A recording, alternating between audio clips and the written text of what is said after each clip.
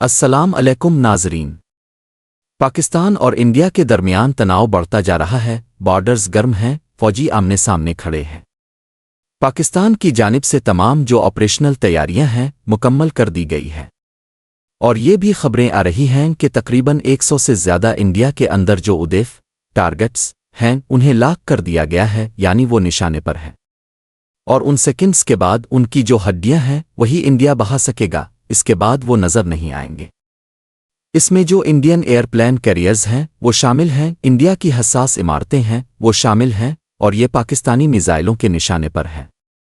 لہٰذا جو بھی انڈیا کی جانب سے کسی بھی قسم کی کوئی جارحانہ کوشش کی جائے گی اون نو ٹائم، کوئی وقت دیے بغیر اسٹرائک بیک کیا جائے گا، اون سیکنڈز، چند سیکنڈز میں انڈیا کے اندر اسٹرائک کیا جائے گا۔ اب ناظرین، ظاہر ہے تمام جو بین الاقوامی ماہرین ہیں اور جو دنیا بھر میں رپورٹ ہو رہا ہے وہ واضح ہے کہ انڈیا نے جہاں پر اسے پولیٹیکلی لے جا کر اپنے ملک کو پھنسا دیا ہے، مودی نے اپنے ملک کو اس مقام پر لا کھڑا کیا ہے کہ اب اس کے لیے چھوٹی موٹی اسٹرائک کرنا کہیں پر جھڑپ کرنا ضروری ہے، لیکن یہاں سے تیاری مکمل ہے۔ اب ناظرین، دو الگ الگ چہرے نظر آ رہے ہیں۔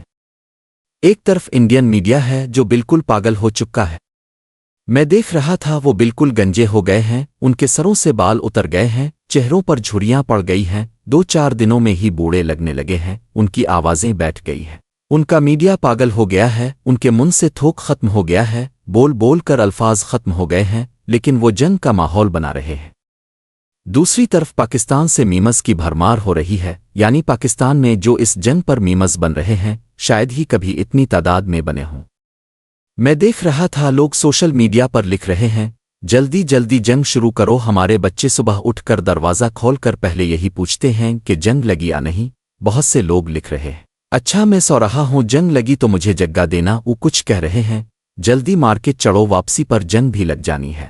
پاکستان میں جنگ پر میمز نے انڈیا کو ایک غیر سنجیدہ ملک ثابت کر دیا ہے، اور یہ میمز انڈیا کی ریپوٹیشن کو تار تار کر چکے ہیں۔ وہ شائننگ انڈیا وہ اب ایک سنجیدہ موقع نہیں رہا۔ دوسری طرف انڈین میڈیا جو کام کر رہا ہے وہ اس قابل ہے کہ ان پر مزید میمز بنائی جائیں۔ انہوں نے ایک جعلی صفحہ بنا کر لکھا کہ پاکستانی فوج کے لوگ بڑی تعداد میں استعفیٰ دے رہے ہیں اور ان کا مورال ڈاؤن ہو گیا ہے۔ اس پر آخر میں پاکستان زندہ باد لکھ دیا۔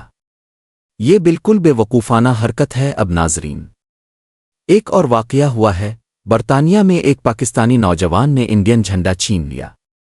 یہ انتہائی شرمناک حرکت ہے، کسی بھی ملک کے جھنڈے کی بے حرمتی نہیں ہونی چاہیے۔ پاکستانیوں کو چاہیے کہ اس نوجوان سے معافی منگوائیں۔ آخر میں ناظرین، یہ جنگ صرف ایک سیاسی اور معاشی فائدے کے لیے لڑی جا رہی ہے۔ انڈیا اور فرانس کے درمیان 63,000 کروڑ کی رافیل جہازوں کی ڈیل ہوئی ہے۔ یہ وہ انڈیا ہے جہاں بیت الخلا تک نہیں ہے، جہاں خواتین زچگی میں مر جاتی ہیں، جہاں صاف پانی میسر نہیں۔ لیکن یہ جنگ صرف چند لوگوں کی جیب بھرنے کے لیے لڑی جا رہی ہے۔ اللہ ہم سب کو اس بحران سے نکالے اور ہمارے ملک کی حفاظت فرمائے۔